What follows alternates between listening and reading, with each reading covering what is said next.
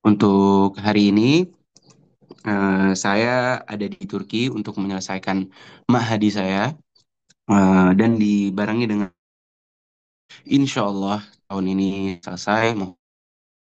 Sebelumnya saya di Lipia, Lembaga Ilmu Pendidikan Islam Arab Saudi. Saya ambil edat logo di sana. Setelah itu saya pindah ke sini dan belajar di sini. Nah, untuk apa namanya?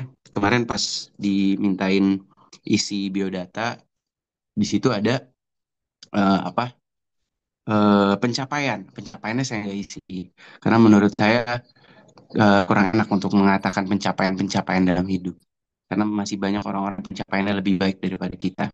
Oke, Insya Allah saya akan masuk ke materinya. Bismillahirrahmanirrahim. Alhamdulillahirabbil alamin wassalatu wassalamu ala asyrafil anbiya wal mursalin wa ala alihi wa sahbihi ajmain. Amma ba'd. Allahumma shalli ala sayyidina Muhammad wa ala ali sayyidina. Bismillahirrahmanirrahim, teman-teman. Rahmati Allah Subhanahu wa taala. Alhamdulillah, kita bersyukur kepada Allah Subhanahu wa taala. Bersyukur atas segala nikmat yang Allah Subhanahu wa taala itu sudah berikan kepada kita semua. Begitu banyak nikmat yang Allah berikan, teman-teman. Nikmat kehidupan, nikmat melihat, nikmat mendengar, nikmat bisa berbicara, nikmat bisa memiliki kehidupan, memiliki pendidikan, itu semua adalah nikmat-nikmat yang begitu banyak yang Allah Subhanahu wa taala itu berikan kepada kita semua. Bahkan saking banyaknya nikmat-nikmat yang Allah berikan kepada kita, Allah katakan fabi ayyi ala'i rabbikuma tukadziban. Makan nikmat apalagi yang pengen dustakan oleh anak Adam. Segitu banyaknya nikmat yang Allah Subhanahu wa taala berikan. Cuman dari kita hari ini manusia itu banyak susah untuk bersyukur. Nggak bisa melihat nikmat-nikmat yang begitu banyak yang Allah Subhanahu wa taala itu sudah berikan kepada kita. Dan itu juga berkesambungan dengan tema kita hari ini, yaitu kedekatan dengan Allah adalah obat hati yang gelisah. Nah, kegelisahan itu datang karena kita sering tidak bisa melihat nikmat-nikmat yang Allah Subhanahu wa taala sudah berikan kepada kita. Akhirnya kita tidak bisa bersyukur. Akhirnya kita tidak tenang. Akhirnya kita merasakan kegelisahan. Padahal nikmat yang Allah Subhanahu wa taala sudah berikan kepada kita itu begitu banyak, teman-teman semua. Tapi di antara semua nikmat yang Allah Subhanahu wa taala berikan kepada kita semua, hanya ada nikmat, satu-satunya nikmat akan menemani kita selama-lamanya. Selama-lamanya. Kalau kita bisa melihat sementara. Kita bisa mendengar sementara. Kita bisa berbicara itu sementara. Kita bisa memiliki kehidupan itu sementara. Kekayaan yang kita punya itu sementara. Pendidikan, pamor, semuanya itu sementara.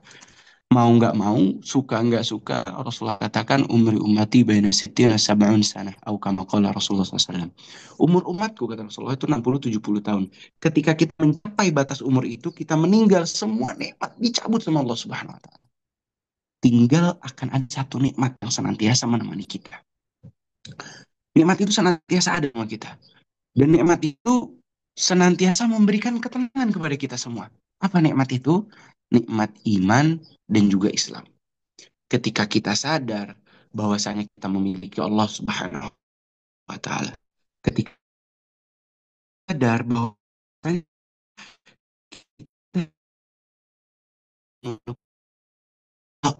dia menyembah Allah Subhanahu wa taala, itulah yang paling agung. Sang agungnya nikmat ini, teman-teman semua, nikmat ini bisa mendatangkan surga bukan hanya di akhirat tetapi di dunia juga.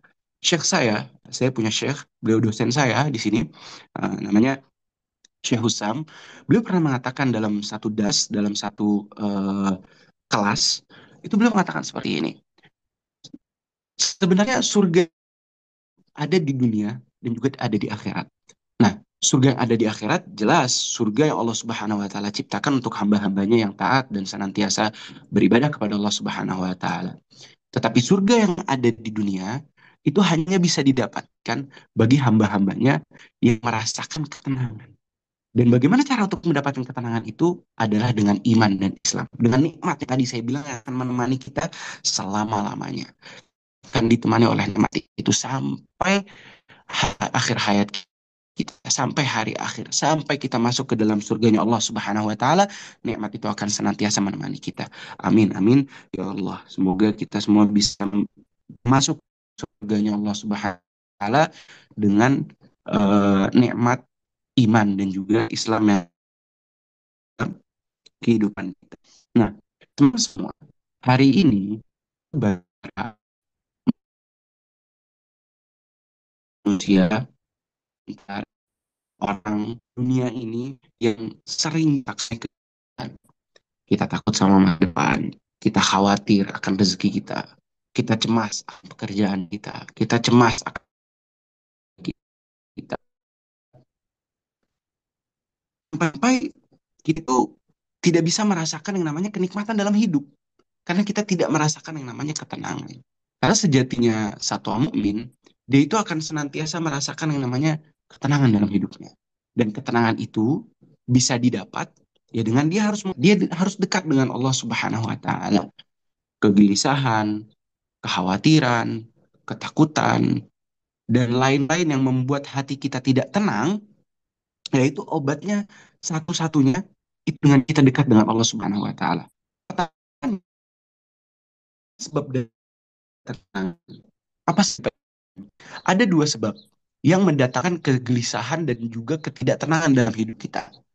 Yang pertama adalah maksiat, ya, perbuatan-perbuatan dosa, perbuatan-perbuatan yang tidak baik, perbuatan-perbuatan yang melanggar perintah Allah Subhanahu wa taala. Dosa ini sangat berefek teman-teman semua terhadap ketenangan kita dalam hidup, terhadap kebaikan kita dalam hidup, terhadap pencapaian kita dalam hidup. Dosa itu sangat pengaruh. Dan itu salah satu sebab di mana kita tidak akan bisa ketenangan dalam hidup kita, yaitu asbab daripada dosa-dosa kita yang begitu banyak. Solusinya apa? Solusinya yang senantiasa bertobat kepada Allah Subhanahu wa taala. Karena Allah Subhanahu wa taala katakan, "Ya bani Adam, innama da'autani wa rajautani ghafartu laka dzunubuka wa la ubali," kata Allah Subhanahu wa taala. Subhanallah, sebegitu sayangnya Allah kepada kita. Allah katakan, "Wahai anak Adam, ketika engkau senantiasa melakukan dosa, tetapi engkau senantiasa berharap kepada aku, meminta kepada aku, maka aku akan mengampuni kamu. Walau ubali, kata aku nggak peduli dengan dosa-dosa kamu." Jadi jangan pernah putus asa akan dosa. Ketika mendengar, wah sebab pertamanya gara-gara dosa, wah kayaknya gue nggak bakal bisa dapat ketenangan di dalam hidup. Nah itu jangan sampai berpikir kayak gitu. Karena Allah tuh maha penyayang. Sebab pertamanya dosa, tapi ada solusinya dengan taubat kepada Allah Subhanahu wa taala. Minta ampunan kepada Allah Subhanahu wa taala. Sebab yang kedua, kita tidak merasakan yang namanya ketenangan dalam hidup, itu adalah kita tidak menjaga kewajiban-kewajiban yang Allah Subhanahu wa taala perintahkan kepada kita semua. Kita tidak tunaikan sholat, kita tidak tunaikan puasa, kita tidak menunaikan yang wajib yang Allah Subhanahu wa taala perintahkan kepada kita. Kalau kita bisa menjalankan yang sunnah, oh Masya Allah, itu lebih baik lagi. Karena dengan sunnah itu ada kejayaan, dengan sunnah itu ada kebaikan. Dan ketenangan yang sungguhnya juga ada pada sunnah. Tapi kita nggak usah bicara ke sunnah dulu. Kita coba bicara bagaimana kita bisa, yang pertama, kita terhindar dari dosa-dosa. Kita bisa jauh dari perbuatan dosa. Kita bisa senantiasa bertobat kepada Allah Subhanahu wa taala agar ketenangan datang kepada kita dan dosa-dosa itu bisa pergi dari kita. Perbuatan maksiat itu bisa pergi daripada kita. Yang kedua, bagaimana kita bisa menjaga kewajiban-kewajiban kita kepada Allah Subhanahu wa taala. Dan kegelisahan, nah itulah dua sebab tadi. Yang pertama karena dosa-dosa, sebab ketidaktenangan yang pertama karena dosa-dosa. Yang kedua, sebab daripada ketidaktenangan adalah kita tidak menjaga kewajiban-kewajiban kita kepada Allah Subhanahu wa taala. Nah, soal ketidaktenangan, bicara soal kegelisahan, memang betul, kegelisahan, ketidaktenangan itu sudah menjadi sunnatullah. Kekhawatiran itu sudah menjadi sunnatullah. Setiap orang pasti akan merasakan yang namanya kekhawatiran. Setiap orang pasti akan merasakan yang namanya kegelisahan dalam hidupnya. Ketidaktenangan itu pasti setiap orang akan merasakan itu. Seperti yang Allah Subhanahu wa taala katakan, wa khuliqal insana dha'ifa. Sungguhnya Allah tuh menciptakan manusia itu sifatnya lemah. Kita disindir dikit sama orang, kita langsung sakit hati.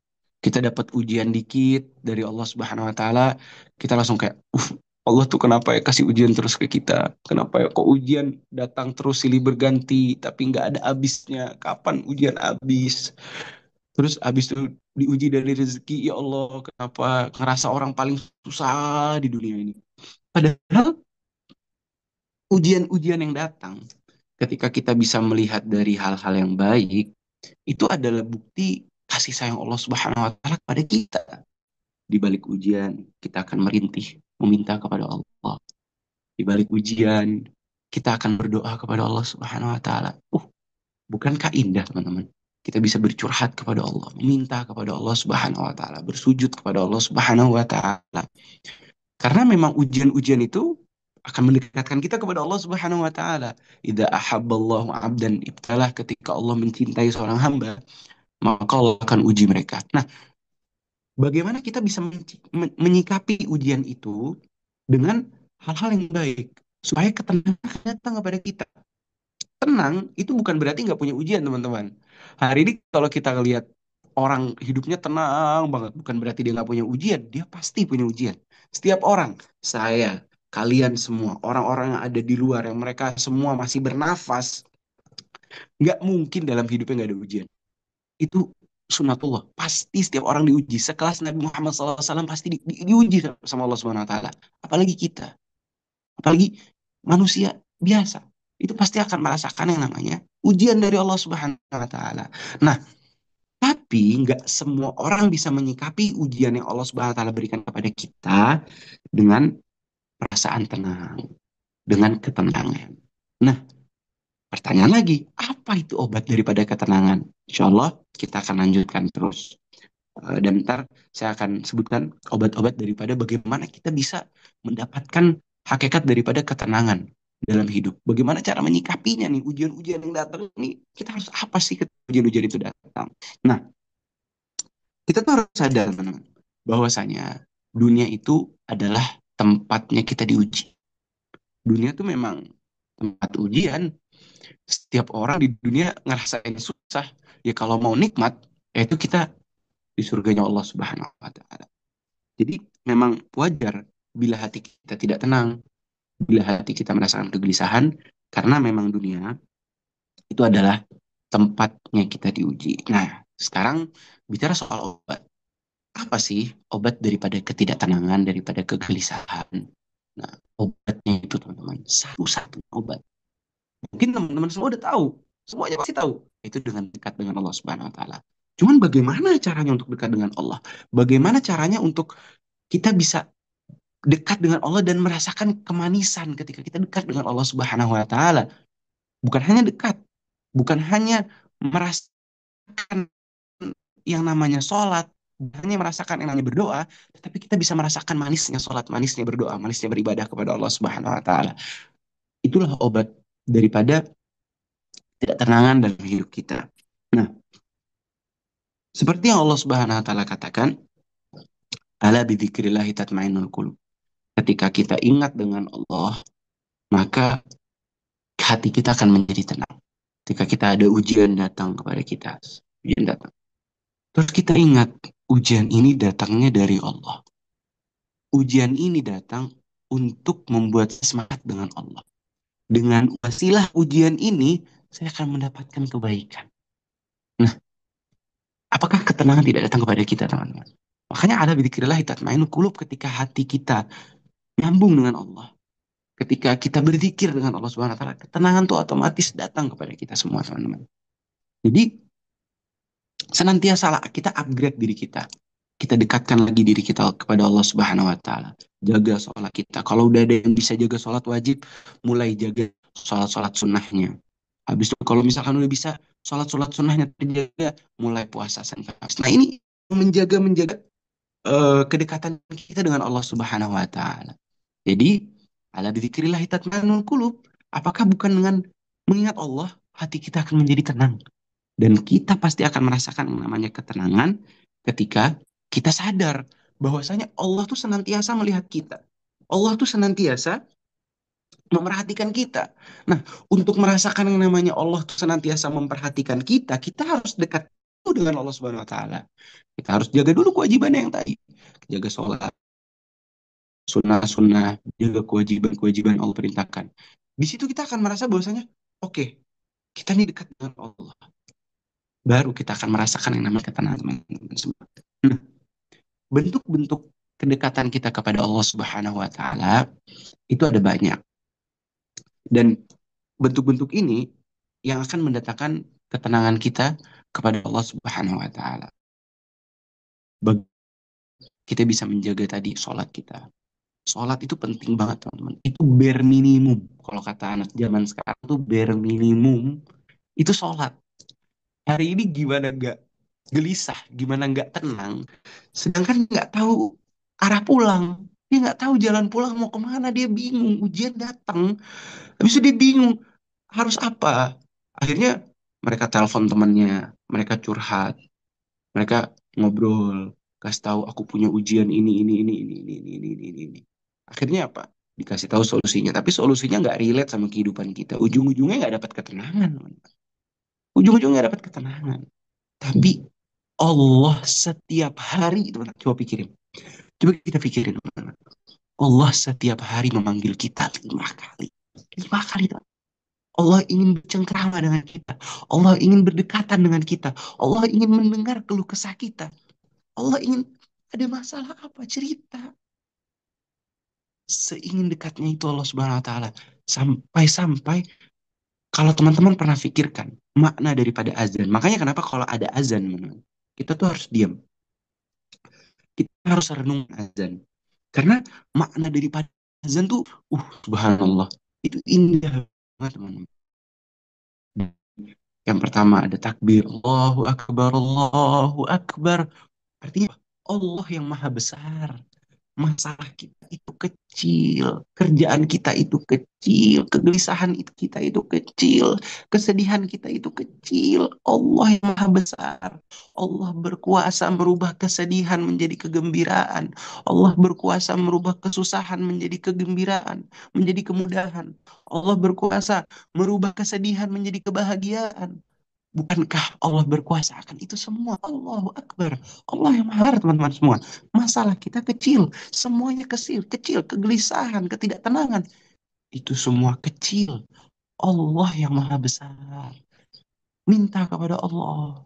Kembali kepada Allah. Hari itu, teman-teman, kita dengar Allahu Akbar, Allahu Akbar. Allah yang maha besar. Asyhadu an la ilaha illallah. Aku bersaksi bahwa tidak ada Tuhan selain Allah. Maksudnya apa ada itu pada saat azan? Maksudnya di situ dipertanyakan di mana orang-orang yang bersaksi bahwa saya tidak ada Tuhan selain Allah. Sini kembali kepada Allah. Mintalah kepada Allah. Mintalah ketenangan. Pulanglah kepada Allah Subhanahu wa taala. Asyhadu an la ilaha illallah. Mana orang-orang yang bersaksi bahwasanya dia Tuhan selain Allah? Hari ini berapa banyak orang yang datang untuk menyeru panggilan Allah Subhanahu wa taala itu dekat, teman-teman.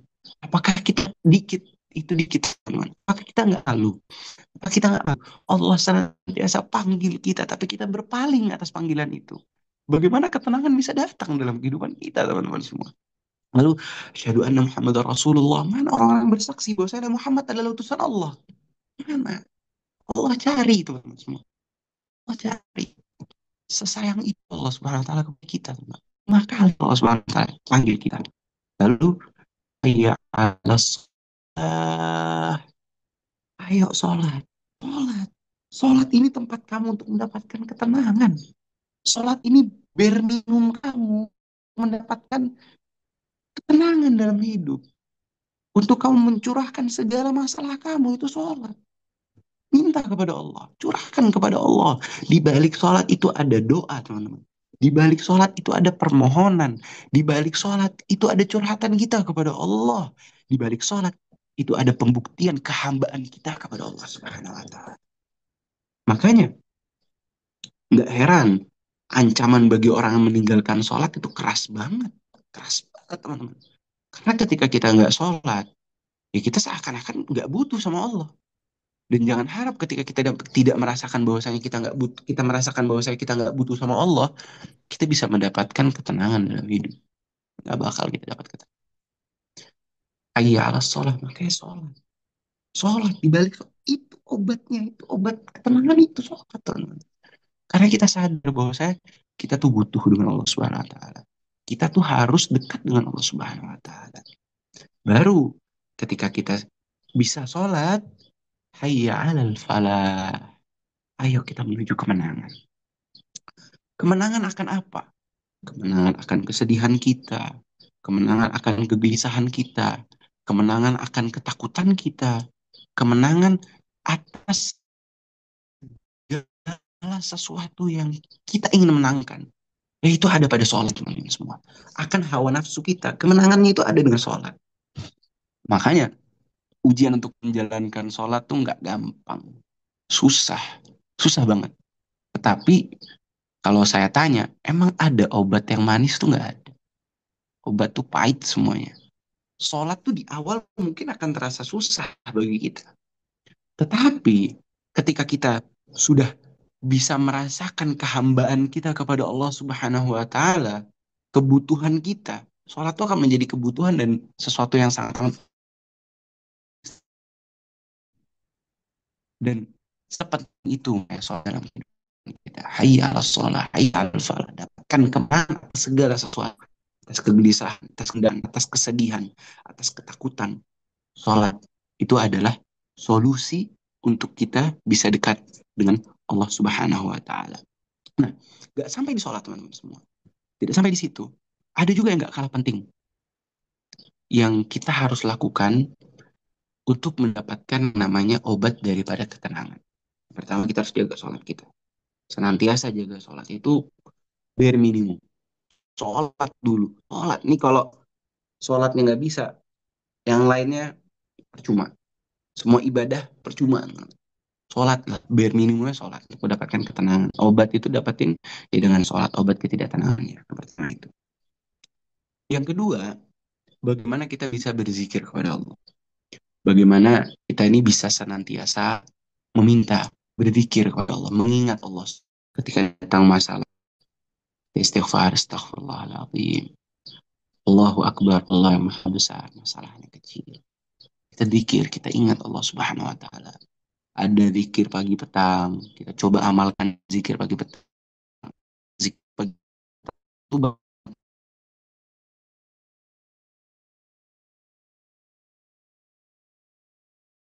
itu petang. Kita berzikir, kita tuh merasa kita tuh sebut Allah, ya kan? Kita sebut senantiasa kita sebut Allah Subhanahu wa taala. Nah, dengan kita senantiasa menyebut Allah Subhanahu wa taala, nanti perlahan-lahan akan masuk ke dalam hati kita. Ketika sudah masuk ke dalam hati kita, nanti akan datang namanya ketenangan dalam hidup kita. Dan nggak lupa, ketika kita sudah dari sholat, kita bisa senantiasa berzikir, lalu juga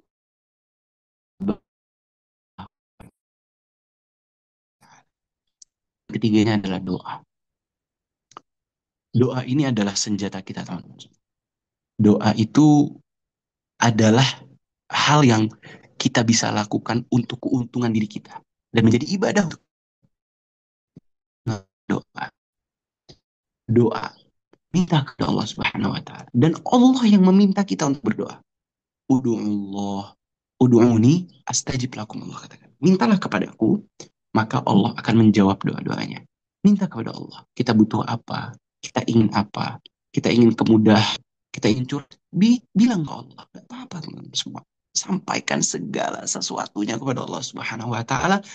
Laksana Allah akan mengijabah doa-doa kita, teman-teman semua. Hmm.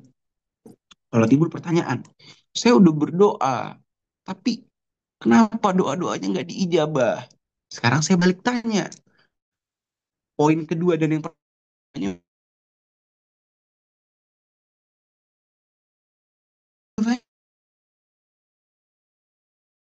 bagaimana doanya mau diijabah? Sedangkan sholat itu teman-teman, itu juga bisa mendatangkan keburukan kepada kita. Ketika sholat kita tuh berantakan, ketika sholat kita tak baik, ketika sholat kita bolong-bolong, ketika sholat kita diakhirkan, sholat ada khusyuknya.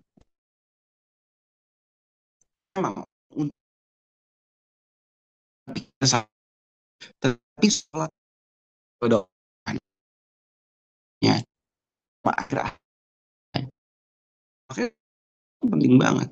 Jadi bisa jadi karena kita tidak menjaga kewajibannya, doa kita akhirnya nggak dijabah oleh Allah Subhanahu Wa Taala. Tapi ketika kita bisa menjaga kewajibannya, mustahil doa kita tidak dijawab oleh Allah Subhanahu wa taala. Allah pasti akan jawab doa-doa kita. Allah Subhanahu wa taala. Karena ana inda dzanni abdi bi. Aku ini sesuai prasangka hambaku terhadap aku. Kalau prasangka kita baik, yang baik akan datang kepada kita. Kalau prasangka kita buruk, yang buruk akan datang kepada kita. Makanya jangan sampai kita overthinking, kekhawatiran berlebih, itu akan mendatangkan yang namanya kegelisahan dalam hidup kita, ketidakbaikan dalam hidup kita. Makanya senantiasa berhusnuzon kepada Allah Subhanahu wa taala supaya kebaikan senantiasa datang kepada kita. Nah, doa tadi teman-teman semua. Doa itu memang sepenting itu. Walaupun Imam Haddad mengatakan, beliau pernah mengatakan, Habib Imam Haddad, ya ilahi wa maliki anta ta'lam kaifa halik. Allah tuh sebenarnya udah tahu kita mau apa, kita ingin apa. Di syair pertama itu, qad kafani ilmu rabbi. Allah tuh udah tahu segala sesuatu yang kita mau, Allah udah tahu. Kita mau A, kita mau B, kita mau C, Allah udah tahu. Qad kafani ilmu rabbi, kata Imam Haddad. Allah tuh udah tahu kita mau apa aja, Allah udah tahu. Qad kafani ilmu rabbi min su'ali wa ikhtiyari, dari segala persoalan kita dan apa yang kita inginkan, masalah kita, Allah udah tahu. Allah udah tahu. Tapi kenapa kita masih senantiasa berdoa? Kenapa kita masih harus meminta? Kenapa kita harus senantiasa mengangkat kedua tangan kita? Imam Haddad katakan, fadu'ai wabtihali syahidun li biftiqari. Maka cukup segala doa kita dan munajat kita, permintaan kita, itu menjadi bukti bahwasanya kita senantiasa butuh dengan Allah. Kita senantiasa butuh dengan Allah, teman-teman. Kita harus minta kepada Allah. Makanya kita harus mengangkat kedua tangan kita, menunjukkan kehambaan kita kepada Allah, bercerita kepada Allah Subhanahu wa taala. Di balik doa itu ada cerita kepada Allah Subhanahu wa taala soal kehidupan kita. Allah ingin dekat dengan kita, teman-teman semua. Jadi senantiasalah untuk berdoa kepada Allah. Agar apa tadi? Supaya kita bisa mendapatkan yang namanya ketenangan dalam hidup kita. Dan doa adalah salah satu daripada obat untuk mendapatkan ketenangan dan terhindar dari yang namanya di dalam kehidupan kita. Nah, poin yang keempat. Poin yang keempat adalah, ini gak kalah penting juga. Yang keempat adalah tilawah Quran. Senantiasa baca Quran. Quran tuh jangan sampai berdebu.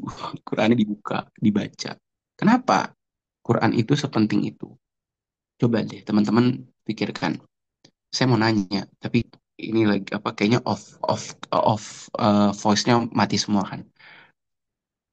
Quran itu apa sebutan Al-Quran? Sebutan Al-Quran, teman-teman, itu adalah kalamullah, perkataannya Allah. Al-Quran itu perkataan Allah. Jadi secara tidak langsung, ketika kita berbicara, ketika kita membaca Al-Quran itu, kita kayak lagi sedang berdialog kepada Allah Subhanahu Wa Taala. Kita kayak lagi bicara sama Allah Subhanahu Wa Taala. Kita baca Al-Quran, kita resapi mana-mananya.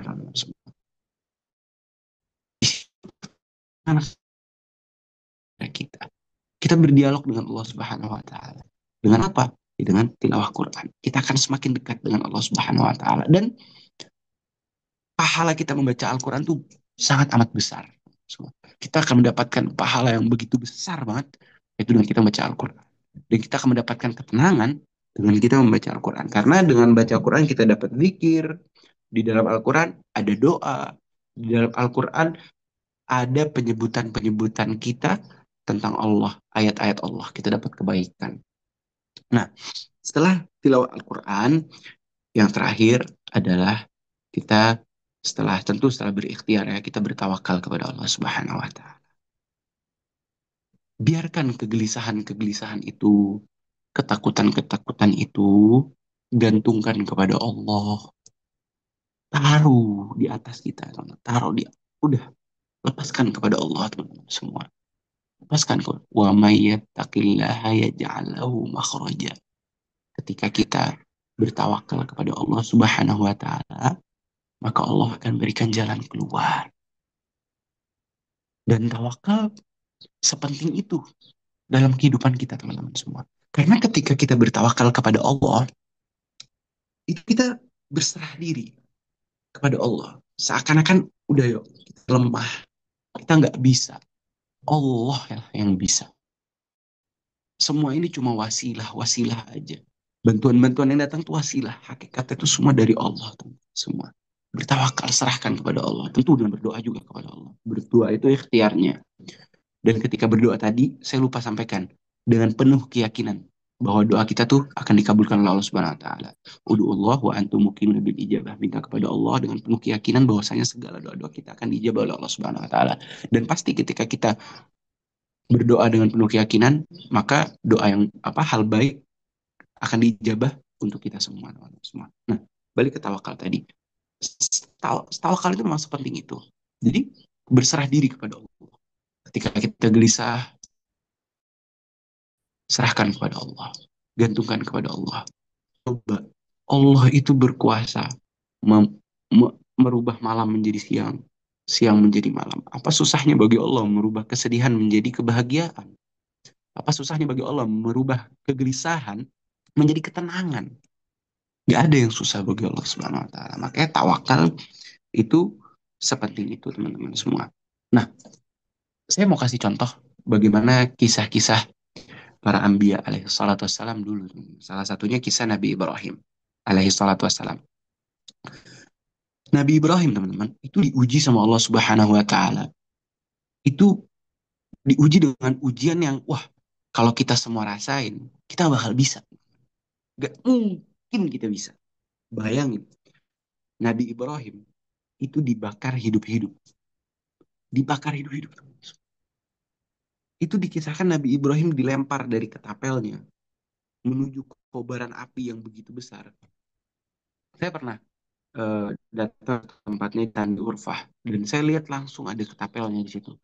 Itu wah besar banget teman-teman semua. Dan kawasan tempat Nabi Ibrahim dibakar juga itu besar banget. Bayangin, dibakar hidup-hidup. Wah, bukankah itu ujian yang sangat amat luar biasa? Ujian yang sangat amat susah banget teman-teman semua. Tapi ketika Nabi Ibrahim dilempar, lalu Nabi Ibrahim terbang dari ketapelnya menuju kobaran api, sampai-sampai malaikat itu kasihan melihatnya. Malaikat tanya, malaikat angin itu tanya, menjaga angin tanya, wahai Ibrahim, mau nggak aku tiupin angin nih, api mati. Nabi Ibrahim enggak, kamu ini makhluk, aku ini makhluk. Kita sama makhluk tidak bisa mendatangkan mudarat dan juga manfaat. Datang malaikat pembawa hujan, tanya ke Nabi Ibrahim, wahai Ibrahim, mau nggak ini? Apinya dimatiin dengan aku turunkan hujan. Nabi Ibrahim bilang apa? Ya, engkau makhluk, aku makhluk. Kita sama makhluk tidak bisa memberikan manfaat dan juga mudarat. Cukup Allah Subhanahu wa taala. Aku setawakal itu Nabi Ibrahim kepada Allah sebulan itu. Tawakalnya kepada Allah Subhanahu wa taala. Sampai-sampai Nabi Ibrahim masuk ke dalam api, Allah yang perintahkan api tersebut, teman-teman semua. Ya narukuni dan wasalaman ala Ibrahim. Allah katakan, wahai api, jadilah engkau dingin dan menyejukkan dan juga ketenangan bagi Nabi Ibrahim. Allah, ketika penuh dengan tawakal, Ibrahim menyerahkan itu semua kepada Allah. Masalahnya, maka Allah langsung yang tolong semua. Allah langsung yang tolong semua. Dan Allah yang perintahkan langsung. Bahkan ketika Nabi Ibrahim keluar dari kobaran api, lewat dari ujian tersebut, Nabi Ibrahim ditanya, nikmatan apa yang paling kau rasakan di dunia? Nabi Ibrahim menjawab, nikmat ketika Nabi Ibrahim paling dibakar itu adalah nikmat yang pernah ia rasakan. Subhanallah. Jadi memang pertolongan Allah itu datang ketika kita bisa bertawakal kepada Allah Subhanahu wa taala. Begitu juga Siti Hajar. Kalau teman-teman tahu kisahnya Siti Hajar, beliau punya anak Ismail, Nabi Ismail. Lalu beliau kehabisan air. Nabi Ismail nggak bisa minum, masih bayi. Siti Hajar cari airnya dari sofa ke Marwah bolak-balik 7 kali. Makanya kita umroh itu sa'i dari sofa Marwah, sofa Marwah, sofa Marwah 7 kali.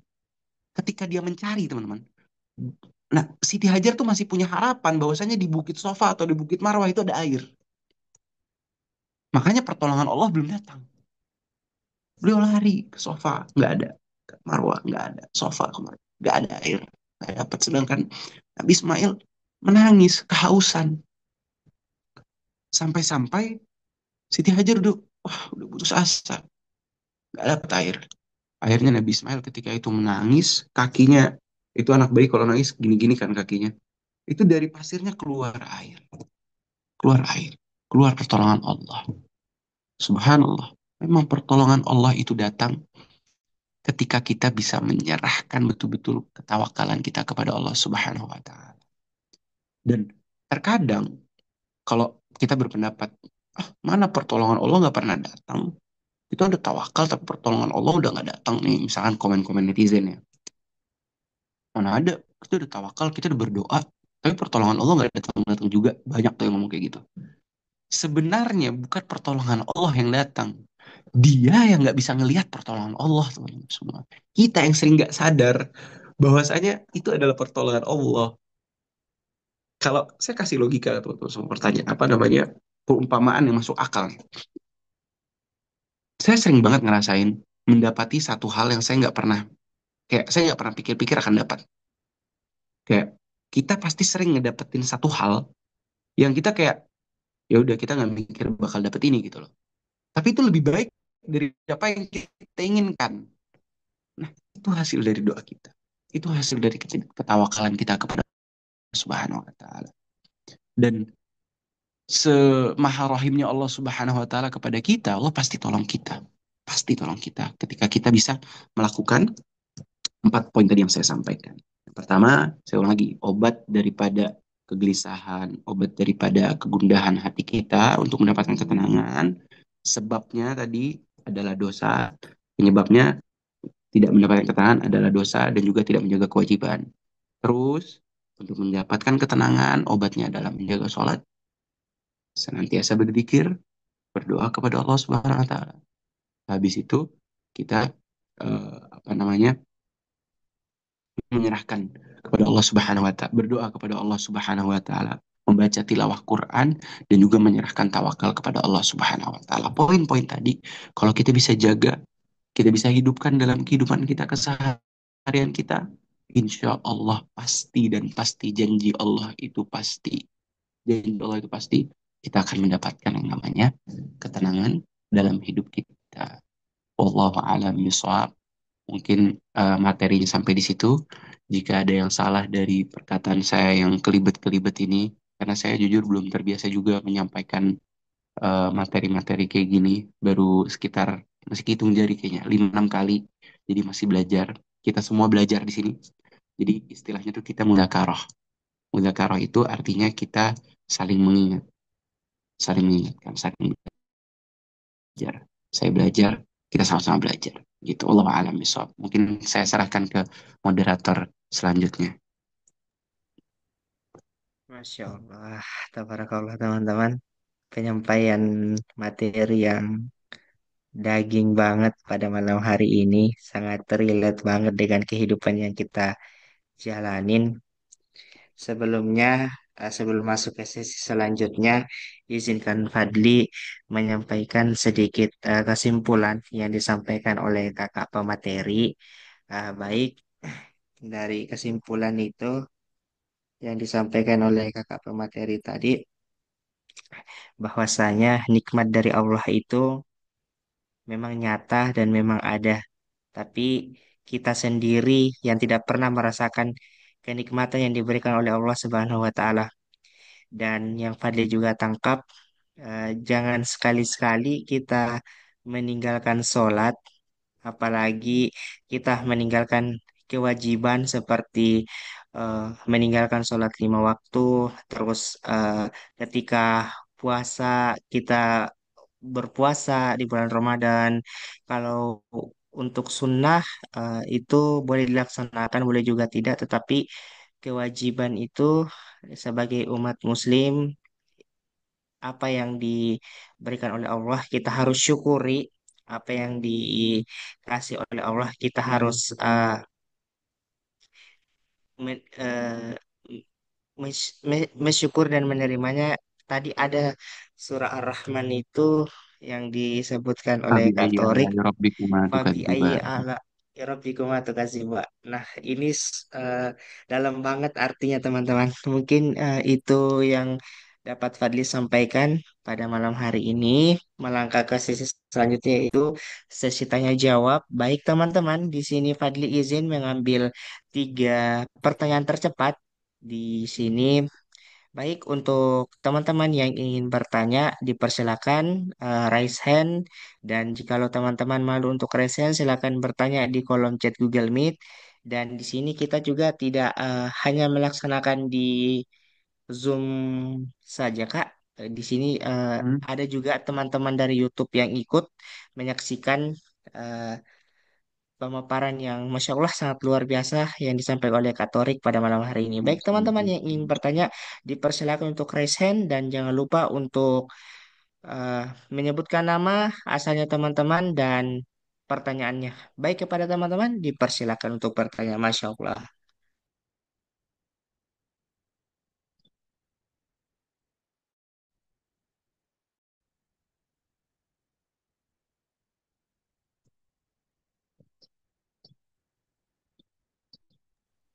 Baik teman-teman, Ah, baik, ah, baik, Kak.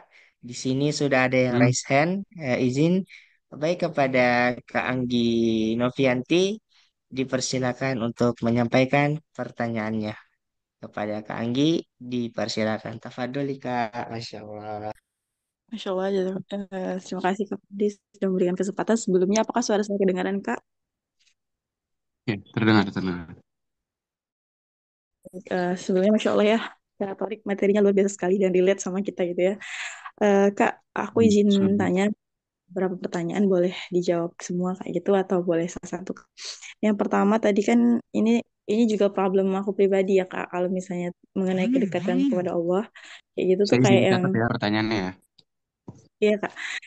Yang ingin Anggi tanyakan yang pertama itu Kak, gimana ya Kak, kayak kita merasa bahwa kita melaksanakan ibadah seperti sholat dan lainnya, cuman kadang-kadang ada masa di mana kayak kehilangan nikmat ibadah itu sendiri Kak, kayak gitu. Jadi kesannya kayak melaksanakan ibadah itu ya Hmm. hanya terus melaksanakan, tapi nggak dapet feel-nya gitu loh Kak. Kayak yang mungkin yang Hmm. Kak tadi kan ketika kita dihadapkan ujian kan, misalnya ibadah tuh kayak berasa khusyuknya kayak gitu karena minta doanya juga kayak bener-bener doanya ya Allah sampai segitunya gitu. Tapi ada masa di mana Hmm. kayak "Sa kok ya Anggi tetap ngejalanin tapi nggak nikmatnya itu beda gitu loh Kak, hanya sebatas Hmm. menjalankan saja seperti itu." Dan yang kedua, Hmm. Kak Tori, aku mungkin mau minta tips sarannya. Jadi gini Kak, kebetulan aku 1 bulan yang lalu itu, Alhamdulillah sekarang lagi pindah tugas nih, Kak. Nah, pindah tugasnya itu kebetulan ditempatkan di daerah yang memang minoritas Muslim, Kak. Nah, Hmm.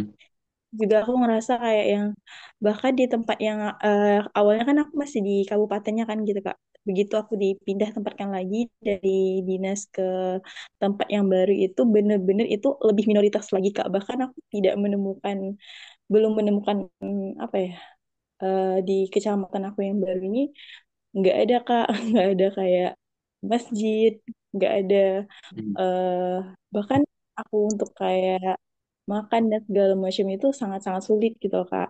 Nah, gimana ya Kak tips buat aku pribadi agar aku walaupun dengan lingkungan yang mungkin saat ini aku juga lagi beradaptasi Kak kayak gitu yang benar-benar kita muslim itu susah banget gitu Kak nyarinya teman-teman yang muslim Hmm. juga kayak gitu di lingkungan kantor atau di lingkungan tempat tinggal pun kayak gitu. Tips buat aku biar aku tetap istiqomah itu loh Kak. Belajarnya istiqomah di imannya kayak gitu. Karena kan aku pribadi juga masih turun naik Kak imannya kayak gitu. Mungkin itu Hmm. sih Kak. Oh, kurang lebihnya mohon maaf. Hmm. Wabillahi taufiq hidayah. Wassalamualaikum warahmatullahi wabarakatuh. Waalaikumsalam warahmatullahi Waalaikumsalam wabarakatuh. warahmatullahi wabarakatuh. Masya Allah. Baik, Kak. Silakan dijawab, Kak. Masya Allah. Oke. Saya pertama terima kasih sudah bertanya. Yang pertama, pertanyaan tadi yang pertama itu gimana caranya untuk merasakan kenikmatan dalam ibadah? Nah, kurang lebih begitu pertanyaannya. Jadi nggak dapat udah ngelaksanain sholat, tapi ngerasain sholat kok nggak nikmat ya? Kenapa sholat nih kok berat ya? Kenapa sholat pas lagi sholat fokusnya kemana-mana ya? Kenapa pas sholat kayak mau buru-buru selesai sholatnya? Mungkin juga banyak juga kasus doa, nih banyak banget juga nih yang nanya. Doa, tapi bingung mau doa apa. Jadi udah ngangkat doa tapi aduh, bingung mau doa apa. Ini kan aneh nih, menurut saya ini aneh.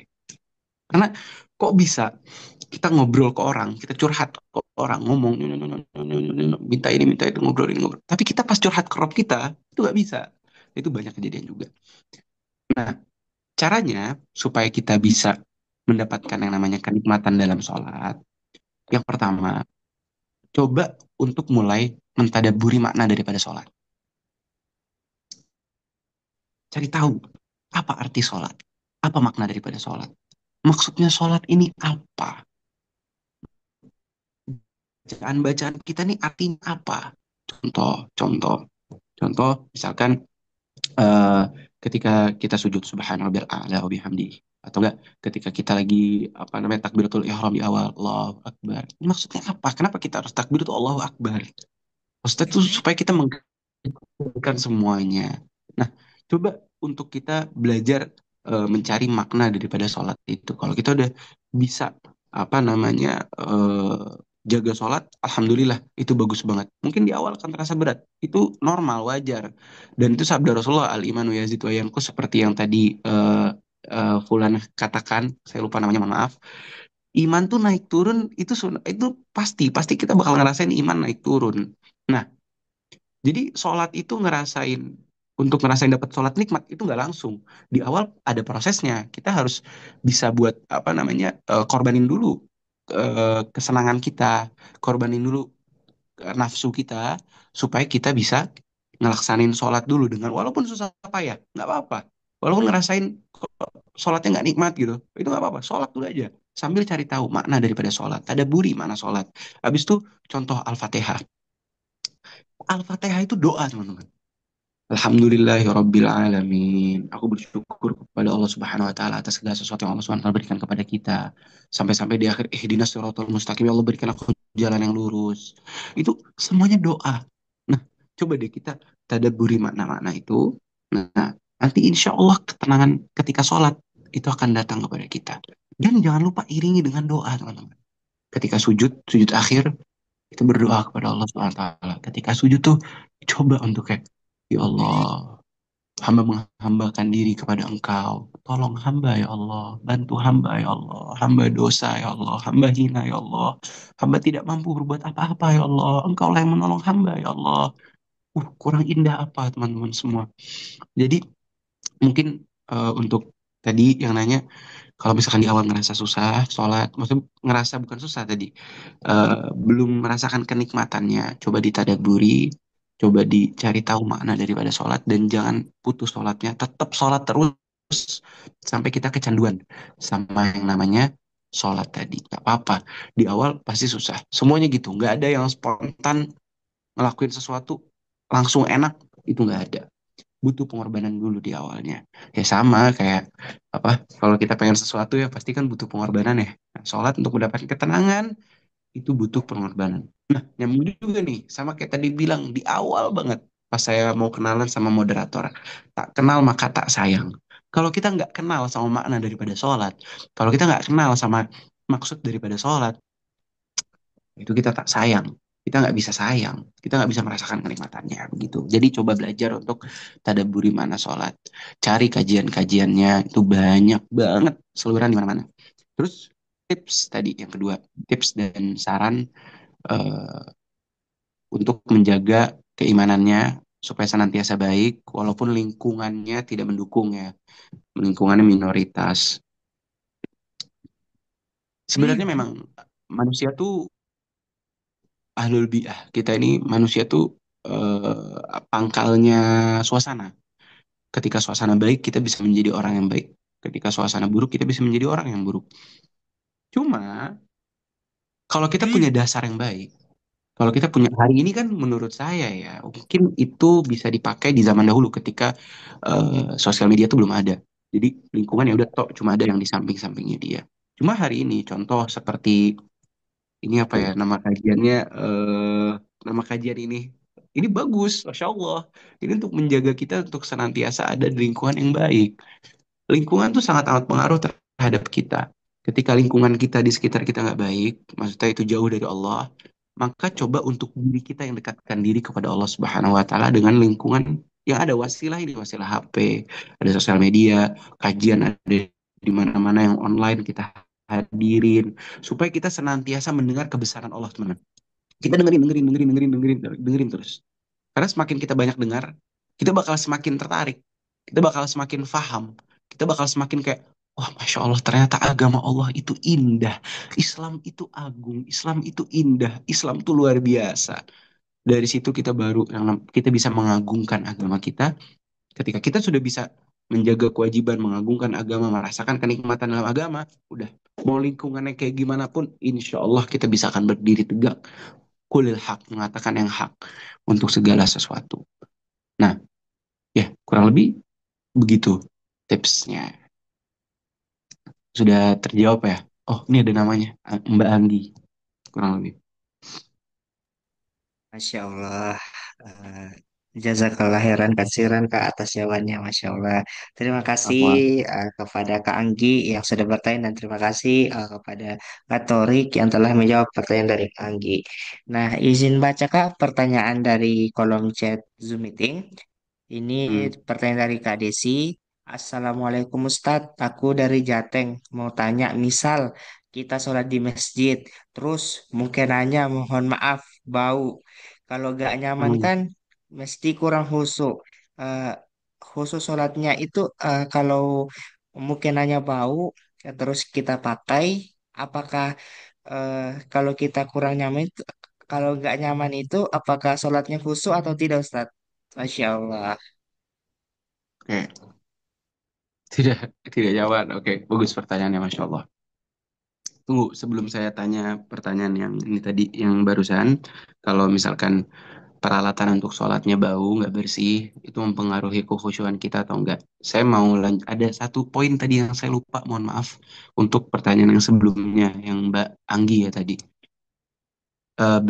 Mbak kan perempuan ya. Perempuan itu nggak diwajibkan, nggak dianjurkan banget untuk sholat di masjid. Bahkan perempuan itu dianjurkan sholat di rumah, ibadah di rumah. Jadi itu menurut saya privilege besar untuk perempuan-perempuan. Mereka tuh bisa lebih banyak ibadah di rumah sendiri dengan Allah Subhanahu wa taala. Kalau laki-laki enggak, laki-laki itu lebih dianjurkan untuk ke masjid. Jadi menurut saya eh, kalaupun lingkungannya tadi minoritas semua, nggak ada masjid, ya nggak masalah kalau perempuan. Mereka bisa ibadah di rumahnya masing-masing. Gitu. Oke, lanjut ke pertanyaan selanjutnya tadi. Misal kalau misalkan peralatan sholat kita itu bau, itu gimana? Apakah mempengaruhi kekhusyuan? Ya, itu mempengaruhi kekhusyuan kita. Makanya kenapa sebelum sholat itu disunahkan, contoh, ini contoh, bersiwak. Bersiwak itu disunahin supaya mulut kita nggak bau, supaya kita nggak mengganggu orang di sebelah kita. Kenapa mau sholat disunahkan memakai wangi-wangian? Karena supaya ketika kita sholat, orang yang ada di samping kita merasakan yang namanya tenang, enak, nggak keganggu. Diri kita juga ngerasa tenang dan enak, dan nggak keganggu. Terus kenapa? Kalau mungkin teman-teman udah tahu atau belum, kita makan bawang itu makruh. Kita makan bawang di gitu, itu makruh. Kenapa bisa makruh? Karena ada bau. Bau ketika kita sholat, kita keluarin bau mulut ya kan, itu gak enak. Kesian orang lain jadi nggak khusyuk sholatnya. Nah, kalau mukena, itu kan alat sholat yang disediakan oleh masjid. Ketika kita sholat dengan mukena yang bau, ya itu mempengaruhi kekhusyuan kita jelas karena kita nggak nyaman. Makanya kenapa sholat tuh harus cari di tempat yang senyaman mungkin dan sebaik mungkin. Supaya kita bisa mencapai kekhusyuan yang kita inginkan. Jadi memang makanya berarti pelajarannya adalah coba untuk belajar membawa eh, mukena pribadi kemana-mana. Supaya bisa jaga sholat dengan mukena sendiri. Jadi bisa lebih khusyuk sholatnya. Gitu. Mungkin terjawab ya. Baik, Masya Allah. Terima kasih banyak kepada Kak Torik yang telah menjawab pertanyaan dari Kak Desi dan terima kasih banyak Kak Desi yang telah memberikan pertanyaannya. Baik, kita masuk ke pertanyaan yang terakhir Kak, yaitu pertanyaan yang Hmm, ketiga dari Kak Hasmila. Assalamualaikum Ustadz, izin bertanya, apa Waalaikumsalam hukum warahmatullahi dalam wabarakatuh. izin bacakan kembali. Assalamualaikum Ustadz. Izin bertanya, apa hukum dalam mengundur-undur waktu sholat? Masya Allah. Tafadhol Ustadz dijawab. Mengundur mundur waktu sholat ya, bentar saya catat. Oke, jadi hukum mengundur-mundur waktu sholat. Ini saya tanya dulu, disengaja atau nggak disengaja? Atau saya mau jelasin dua-duanya. Kalau misalkan kita mengundur-mundur waktu sholat disengaja, itu masuknya kita melalaikan sholat. Melalaikan sholat, kayak apa namanya, menggampang-gampangkan sholat. Nah, menggampang-gampangkan sholat, ini nggak baik, nggak bagus, nggak boleh. Jadi, apa namanya, sholat itu kita nggak boleh menggampang-gampangkan. Kayak, ah, ntar aja lah sholatnya, nanti jam segini, jam segini. Nggak baik bukan buat Allah, untuk kita. Karena kita tuh nggak ada yang tahu, teman-teman. Kita nih meninggal kapan, kita dipanggil, dijemput sama Allah Subhanahu Wa Taala itu kapan, sama malaikat diambil nyawa kita kapan, kita nggak ada yang tahu. Nah, kenapa mengundur-mundur sholat itu nggak baik? Karena ketika kita mengundur sholat tanpa ada alasan, tanpa ada hajat, terus kita, nauzubillah, nyawa kita dicabut, berarti kita mati dalam keadaan meninggalkan sholat, dan itu kita meninggal dalam keadaan ketidakbaikan. Otomatis akhirat kita juga tidak akan baik tentunya. Tapi ketika kita mengundur waktu sholat karena ketidaksengajaan, contoh, ada pelajaran, ada kerjaan yang, tapi kalau kerjaan lebih baik utamakan sholat, atau enggak, eh, dalam perjalanan, misal dalam perjalanan. Nah, kalau dalam perjalanan itu di kaidah fikih ada al-masyaqqah tajribu taisir. Ketika ada masalah, ada problem, ada kayak something, itu boleh keluar solusi satu hukum yang mana membolehkan kita untuk contoh menjamak sholat, atau enggak kita boleh mentakhirkan sholat, bahkan kita bisa mentakdimkan sholat, memajukan waktu sholat, karena memang agama itu mudah. Ad-dinu yusrun. Agama itu mudah, nggak susah. Tinggal bagaimana kita bisa menjalaninya dengan baik dan pemahaman yang cukup supaya agama bisa betul-betul mudah untuk kita semua. Kesimpulannya, sholat ketika diundur-undur dengan sengaja itu akan menjadi tidak baik untuk kita. Dan apa namanya, itu akan mendatangkan dosa mungkin di waktu yang akan datang. Di waktu yang datang. Tapi pernah ada hadisnya mengatakan bahwa celakalah orang-orang yang melalaikan sholat. Nah, ulama-ulama tuh mengartikan bahwa melalaikan sholat di sini maksudnya ya termasuk mengundur-undurkan sholat, habis itu mempermainkan sholat gitu. Cuma ada sebagian ulama juga yang mengatakan ketika kita mengundurkan dengan hajat ya itu nggak apa-apa. Yang penting jangan sengaja untuk mengundurkan waktu sholat. Begitu jawabannya. Terima kasih. Baik, Masya Allah, teman-teman. Terima kasih banyak yang sudah bertanya pada malam hari ini. Jadi, sesi tanya jawab kita tutup ya, teman-teman. Nah, Masya Allah. Baik, sesi selanjutnya itu closing statement dari pemateri yang Masya Allah sangat luar biasa. Untuk teman-teman jangan lupa dicatat, jangan lupa di-record, nanti upload di Instastory teman-teman. Jangan lupa tag akun Instagram magerin.id dan jangan lupa juga tag akun Instagram Kak Muhammad Torik yang selaku pemateri kajian yang Masya Allah sangat luar biasa pada malam hari ini teman-teman. Baik, kepada Kak Torik dipersilakan untuk menyampaikan closing statementnya pada malam hari ini. Masya Allah. Baik, jadi teman-teman semua, insya Allah, jangan lupa untuk senantiasa kita mendekatkan diri kita kepada Allah Subhanahu Wa Taala. Karena memang janji Allah Subhanahu Wa Taala itu pasti. Ala bidzikrillahi tatmainnul qulub. Hanya dengan mengingat Allah, hati kita akan menjadi tenang. Kalau hatimu tidak tenang, maka jangan lari ke dunia, tapi larilah kepada Allah Subhanahu Wa Taala. Jangan mencari pelarian-pelarian yang akan membuat kita kecewa. Banyak hari ini manusia yang mencari pelarian kepada tempat yang salah. Sampai akhirnya masalah itu malah menimbulkan masalah. Karena dia mencari solusi dari sesuatu yang salah. Tetapi carilah solusi dari sesuatu yang baik. Carilah obat dari sesuatu yang baik yang Allah Subhanahu wa Ta'ala perintahkan kepada kita dan anjurkan dalam agama. Nah, ketika kita bisa mendapatkan solusi dari agama, maka ketenangan akan pasti datang kepada kita. Dan kembalilah kepada Allah Subhanahu wa taala karena janji Allah Subhanahu wa taala itu pasti. Barakallahu fikum.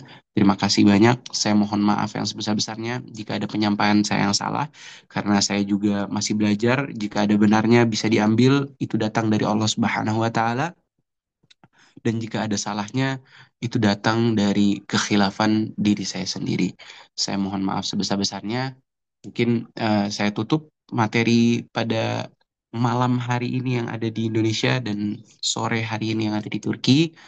Barakallahu fikum. Assalamualaikum warahmatullahi wabarakatuh. Waalaikumsalam warahmatullahi wabarakatuh. Masya Allah teman-teman. Masya Allah, tabarakallah. Materi yang sangat luar biasa disampaikan oleh Kak Muhammad Torik pada malam hari ini, waktu Indonesia teman-teman. Dan di Turki eh, masih sore ya Kak. Masya Allah. Baik, eh, untuk sesi selanjutnya itu di sini kami ada sedikit kenang-kenangan dari Amager.id. Kita boleh break sebentar di sini azan asar. Oh, baik Kak, siap-siap. Pas banget masuk asar. Bentar ya. Azan.